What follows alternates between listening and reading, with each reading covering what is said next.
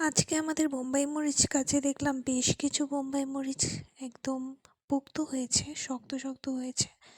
যেহেতু আমাদের গাছটার এই জাতটা হচ্ছে গিয়ে ছোট হয়, কিন্তু হালকা কালচে কালচে হলেই আমরা বুঝে যাই যে একটু পোক্ত হয়েছে। এটা অনেক ঘ্রাণ আর অনেক ঝাঁঝ বলা যায়। বোম্বাই মরিচটার জাতটা খুবই ভালো, কিন্তু বেশি বড় হয় না। একটাই সমস্যা যে একত্রে তো আর সব পোক্ত হয় না, অনেকেই চায় তাই সবাইকে দিতে পারি না। আজকে পাশের এক আপুকে দেবো, এর জন্য কিছু বোম্বাই মরিচ পেয়েছিলাম।